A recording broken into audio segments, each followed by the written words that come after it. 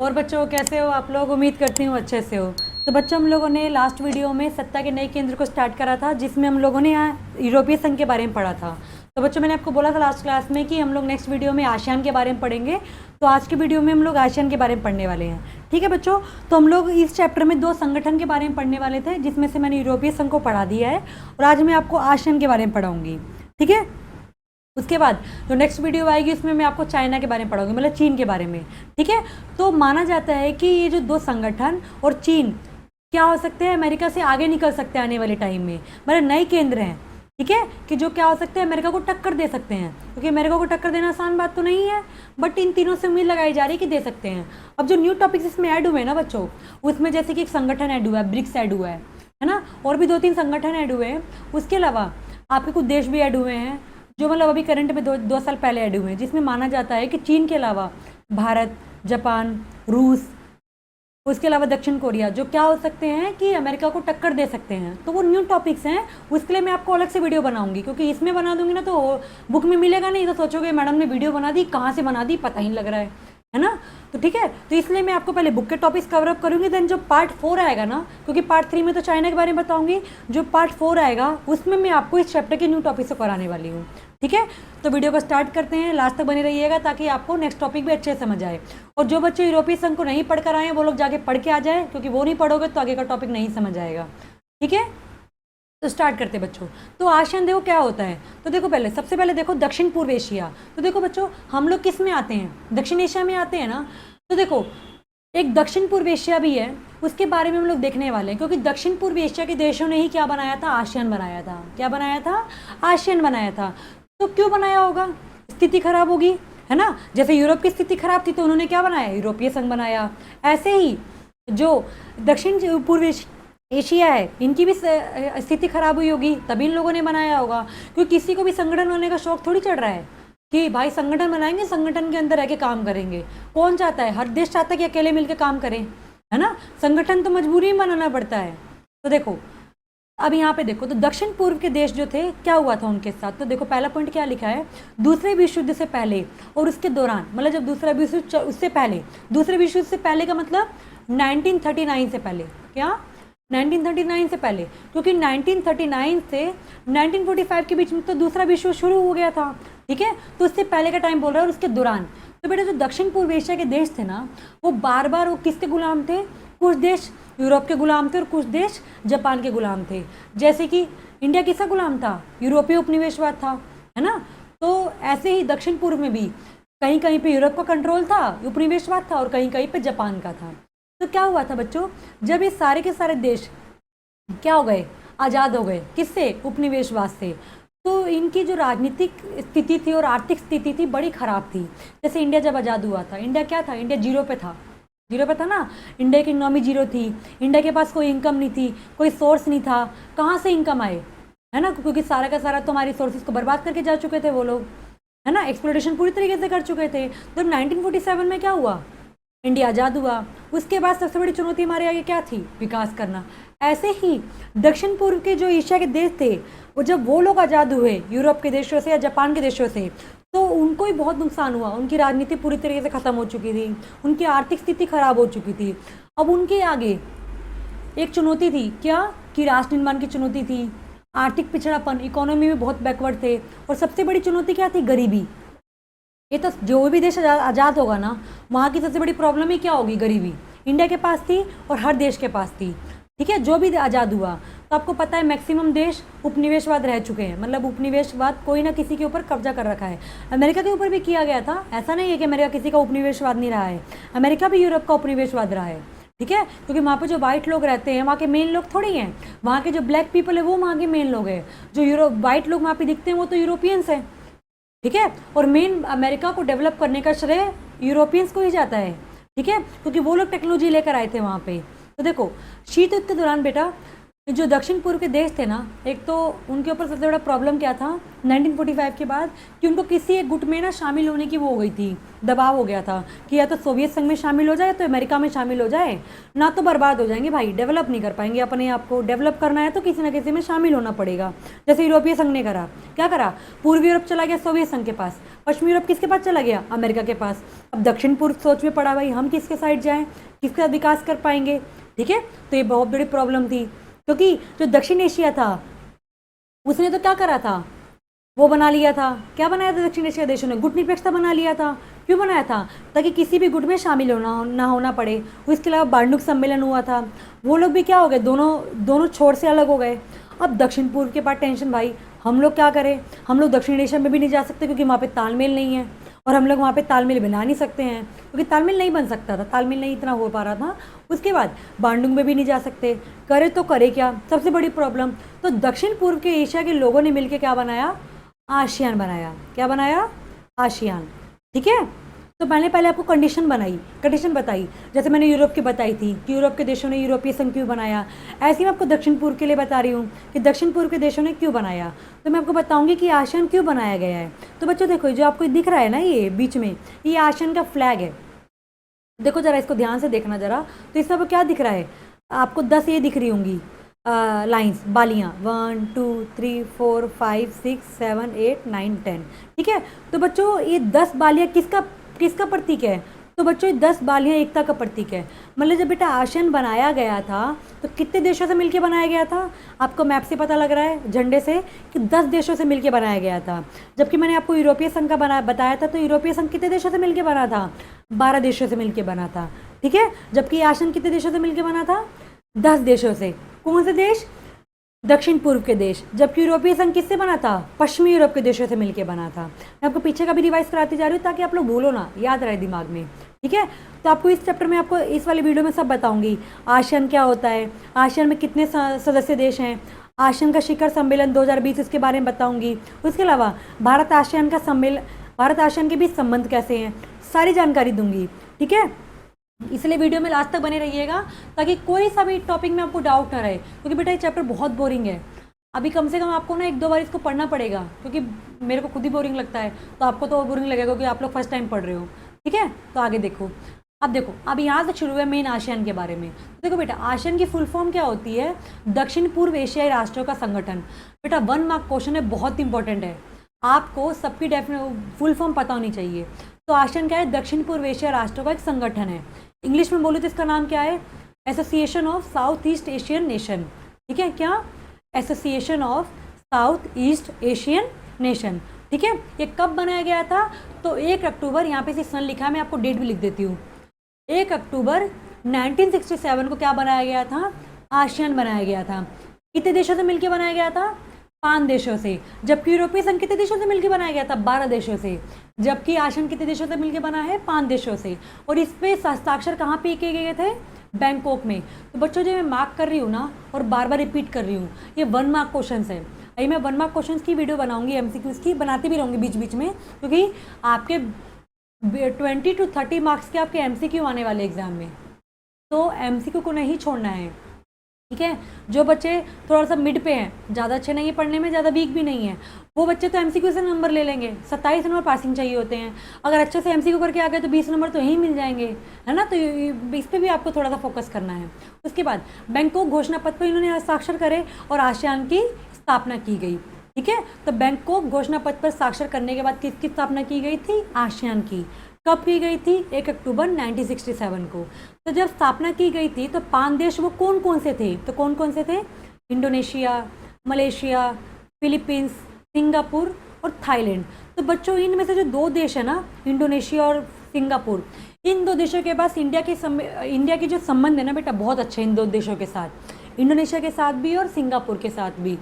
व्यापारिक भी अच्छे हैं, वैसे भी अच्छे हैं, क्योंकि देखो सिंगापुर का तो आपको पता ही है, बड़ा इंडियन कल्चर फॉलो होता है, इंडोनेशिया में भी होता है, ठीक है। इंडोनेशिया वैसे एक मुस्लिम कंट्री है, माना जाता है मुस्लिम कंट्री है, ठीक है। उसके बाद देखो, तो जब बना था तो 5 देश थे, और बाद में इसमें कौन कौन से शामिल हो गए, Brunei, Darussalam, Vietnam, Belarus, Myanmar और कंबोडिया। तो ये सारे देश कब शामिल हुए बेटा, इसमें बाद में शामिल हुए थे, ठीक है, कब शामिल हुए थे? बाद में शामिल हुए थे। आगे देखो, ये है बेटा आसियान का झंडा। तो जरा मतलब कहाँ कहाँ से कौन कौन से देते, जरा ध्यान से देखो, 1 2 3 4 5 6 7 8 9 10। ठीक है, तो आई थिंक मेरे को लग रहा है मैंने एक नाम ऊपर गलत लिख दिया है, मतलब ज़्यादा लिख दिया है। ठीक है, तो आपको जो ज़्यादा दिख रहा होगा उसको ठीक कर लेना।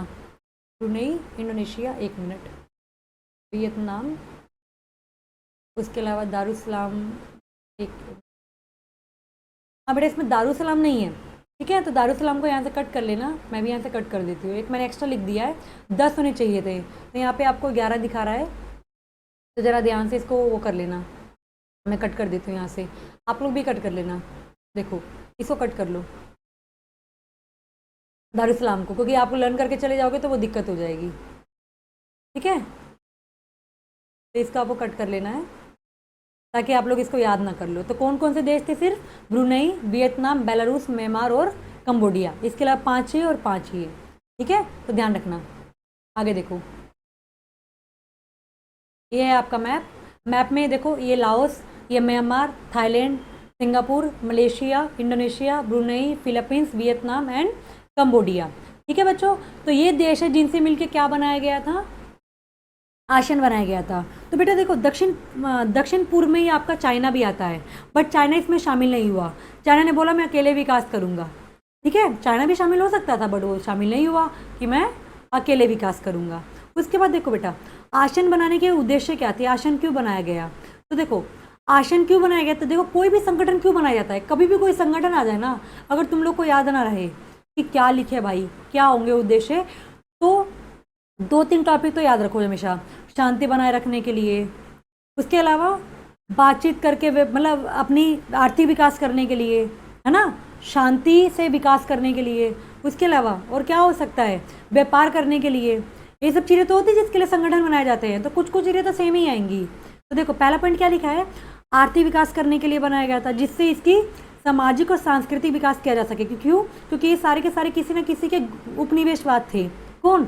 दक्षिण पूर्व के देश। तो उनकी सामाजिक और सांस्कृतिक स्थिति खराब थी बहुत ज़्यादा जब ये लोग आज़ाद हुए थे। ठीक है, तो इन सभी को अपना सामाजिक और सांस्कृतिक कल्चर क्या करना था? डेवलप करना था। उसके अलावा क्षेत्रीय शांति बनाए रखने के लिए। तो बच्चों देखो, जब भी कोई संगठन बनाया जाता है तो वो आसपास के देशों से मिलकर बनाया जाता है। ऐसा नहीं है कि एक यूरोप का देश है, एक दक्षिण एशिया का देश है, एक पूर्वी एशिया का देश है, एक पूर्वी उसका देश है। नहीं, कभी भी संगठन ऐसे नहीं बनाया जाता है। संगठन बनाया जाता है आसपास के देशों से मिला के, जैसे दक्षिण पूर्व है, ये सारे देश ना एक दूसरे से बाउंड्री शेयर कर रहे होंगे, तभी इनका संगठन बनाया गया है। ये ऐसा थोड़ी बनाया जाएगा कि एक इंडिया बैठा है, एक पाकिस्तान बैठा है, एक दक्षिण में बैठा है, ऐसा नहीं होता है। संगठन आसपास के देशों से मिलकर बनाया जाता है।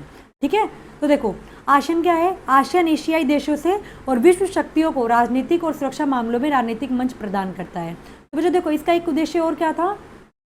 आसियान जो था, जो एशियाई देश थे, एशियाई देश कौन? इसी में जो शामिल देश थे। ठीक है, तो देखो इसमें जो एशियाई देश थे और विश्व व्यापार जितनी भी शक्तियां थी, कौन कौन सी? अमेरिका, चीन, इनको क्या करता था? राजनीतिक और सुरक्षा मामलों में एक मंच प्रोवाइड करता था। जो मंच कब बनाया गया था? 1994 में बनाया गया था। क्या बनाया गया था? 1994 में, जहाँ पे हर साल एक वार्षिक बैठक होती थी, जहाँ पे इस मुद्दे पर बात होती थी कि सुरक्षा के क्षेत्र में हर देश क्या कार्य कर सकते हैं। क्या? तो क्षेत्रीय मंच करके बनाया गया था, आसियान क्षेत्रीय मंच करके बनाया गया था मंच, जहाँ पे सुरक्षा से रिलेटेड क्या होती थी? बात होती थी। तो देखो बच्चों, एशिया और तीसरी दुनिया के देशों में सहयोग और मेल मिलाप। तीसरी दुनिया के देश बेटा किसको बोलते हैं? गुट निरपेक्ष देश को। किसको? गुट निरपेक्ष देश को। तो आपको पता है कि गुट निरपेक्षता किसने बनाया था? जवाहरलाल नेहरू ने सोचा था ये। ठीक है, गुट निरपेक्षता कितने देशों से मिलकर बनाया गया था? 5 देशों से मिलकर बनाया गया था। और इसका मेन कौन था? इंडिया। तो गुट निरपेक्षता सोचा ही इंडिया ने था। ठीक है, तो देखो एशिया और तीसरी दुनिया के देशों में सहयोग बनाने के लिए भी आसियान की स्थापना की गई थी, क्योंकि आसियान अगर गुट निरपेक्षता में शामिल हो जाता तो शायद वो गलत हो जाता। ठीक है, तो इन लोगों के बीच में सहयोग बनाने के लिए भी क्या किया गया?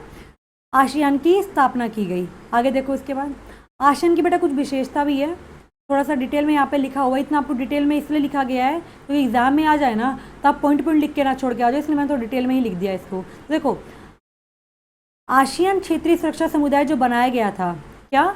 आसियान क्षेत्रीय सुरक्षा समुदाय जो बनाया गया था, उसके तहत 3 डिपार्टमेंट थे ना, 3 स्तंभ थे ना, आसियान क्षेत्रीय सुरक्षा समुदाय, आसियान परिषद, उसके बाद सांस्कृतिक, है ना, 3 थे ना। तो जो क्षेत्रीय सुरक्षा समुदाय बनाया गया था उसके तहत क्या किया गया था, जो भी क्षेत्रीय विवाद है यहाँ के देशों में उसको क्या करना है, मतलब बैठ के बात को सुलझाना है। ठीक है, जो भी क्षेत्रीय विवाद थे होते रहते हैं ना, सीमा को लेकर विवाद होता है, नदी को लेके या हिस्से को लेके, बहुत सारे विवाद होते हैं देशों के बीच में, जैसे इंडिया पाकिस्तान का है बॉर्डर को, मतलब कश्मीर मुद्दा है, सिंधु नदी का मुद्दा है, बहुत सारे मुद्दे हैं। तो देखो उसके अलावा आसियान, जो आसियान था एशिया का एक ऐसा संगठन था जो एशियाई देशों को और विश्व शक्तियों का करता था, एक मंच प्रोवाइड कराता था। कौन सा, क्षेत्रीय मंच, जो कब बनाया गया था, 1994 में बनाया गया था। उसके बाद आसियान हर देश में शांति, निष्पक्षता और सहयोग के साथ क्या करता था, कार्य करता था। ये इसकी एक विशेषता थी। और बेटा आसियान जो था ना, व्यापार करने में बहुत वो करता था, मतलब व्यापार करने में और उत्पाद करने में बहुत आगे था। तो ये भी क्या थी, इसकी एक विशेषता थी। विशेषता को मैंने ज़्यादा डीपली नहीं बताया है, आप लोग पढ़ लेना। कोई डाउट रहेगा ना विशेषता में तो आप लोग मुझे कमेंट में पूछ लेना। ठीक है, तो देखो बेटा, अब आसियान जब बनाया गया था ना बेटा, तो आसियान की एक शैली बनाई गई थी जिसको क्या बोलते हैं, आसियान शैली। बेटा आसियान शैली क्यों बोला गया है इसको, जैसे आप लोग को पता है जब यूरोपीय संघ बना था तो यूरोपीय संघ में क्या हो गया था, वो बना तो आर्थिक था, बाद में जाके इसमें बन गया था, एक उसने राजनीतिक रूप ले लिया था, है ना, ये बात मैंने आपको बताई थी।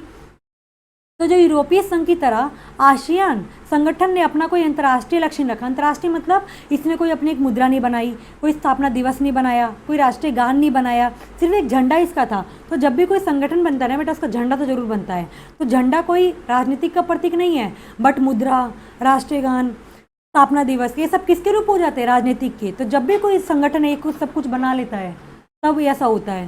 ठीक है, तो देखो सबसे पहला तो यही था इसका मेन मोटिव आसियान का, कि इसने कोई भी अंतर्राष्ट्रीय लक्ष्य नहीं बनाया था। उसके अलावा कोई भी अनौपचारिक टकराव होता था या टकराव रहित, यहाँ पे मतलब कोई भी बात होती थी टकराव रहित होती थी, सहयोग बना के रखते थे, मेल मिलाप।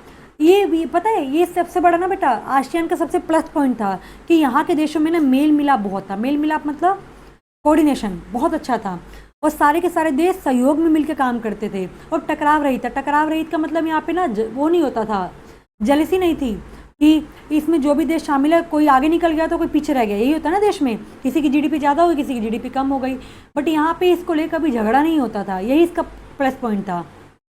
तो बेटा जो ये सब थे ना कि इसने कोई अंतर्राष्ट्रीय लक्ष्य नहीं बनाया, टकराव रहित संगठन था, सहयोग था और मेल मिलाप था, तो ये सब चीज़ों की वजह से इसको क्या बोला गया, आसियान शैली बोला गया। क्या बोला गया, आसियान शैली।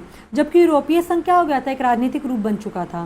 तो बेटा आसियान के जो काम थे ना, यहाँ पे सभी एक दूसरे क्या करते थे, सम्मान करते। सम्मान मतलब यहाँ पे कोई झगड़ा नहीं था कि नहीं भाई तेरी इकोनॉमी बढ़ गई मेरी इकोनॉमी बढ़ गई, नहीं, यहाँ पे मेल मिलाप था।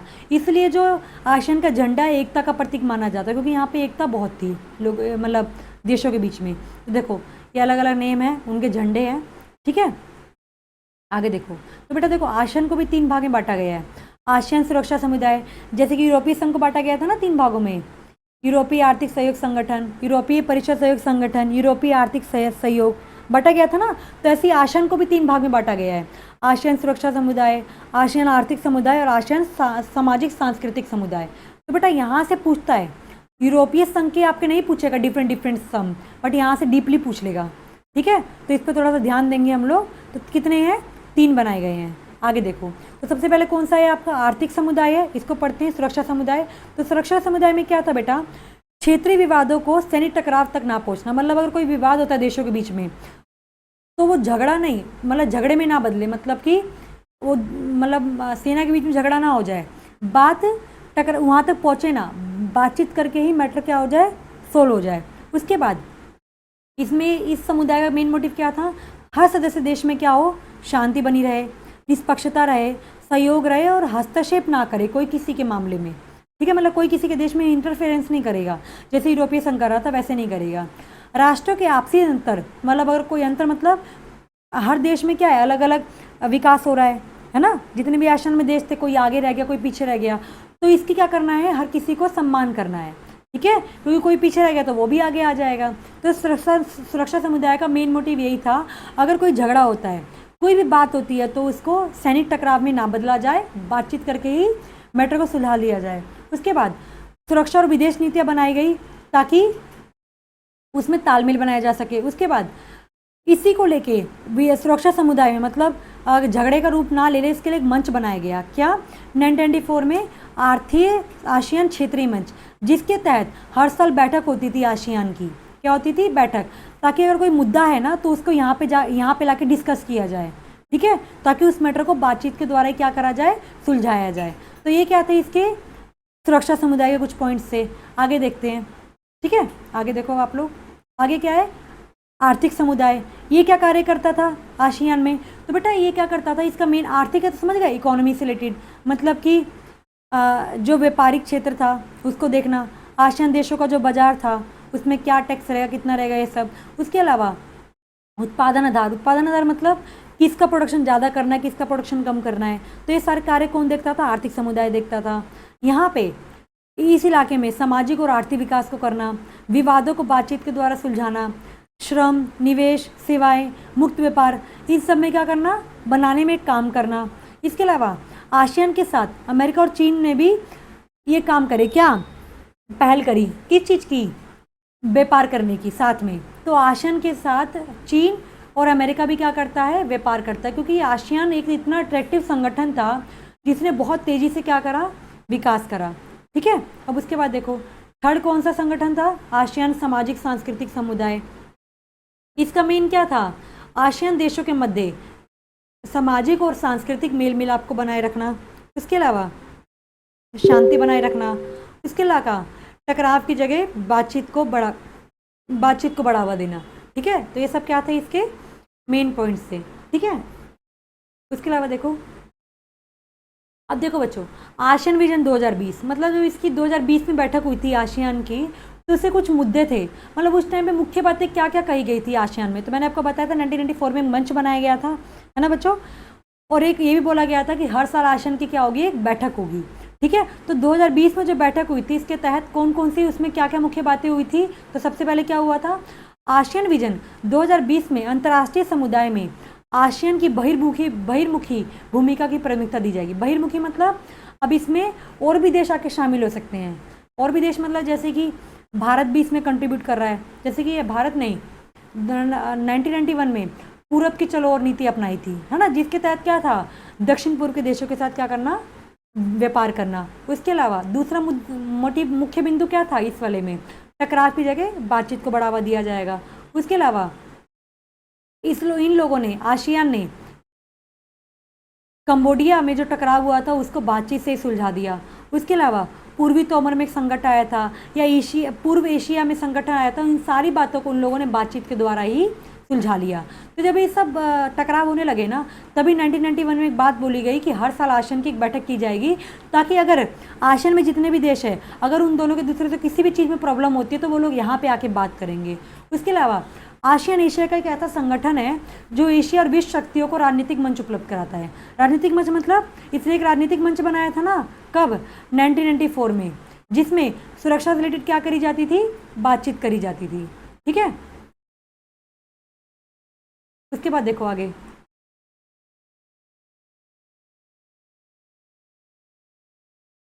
अब देखो आगे देखते हैं कि आसियान और भारत के बीच संबंध कैसे हैं, ठीक है। तो बच्चों देखो, आसियान और भारत के बीच संबंध ठीक ही है, खराब नहीं है।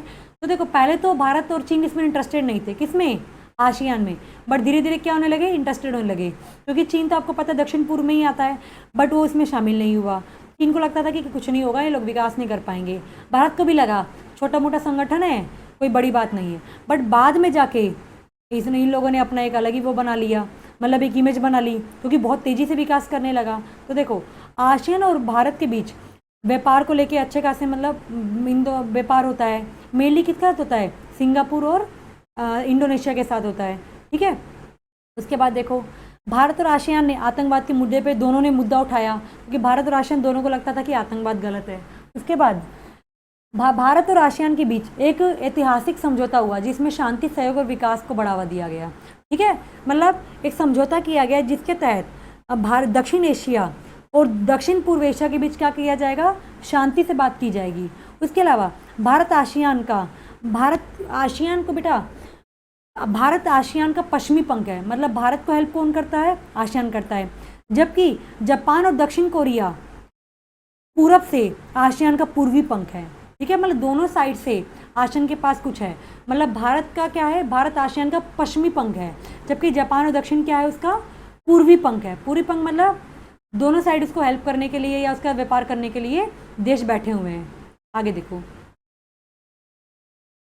आगे देखते हैं।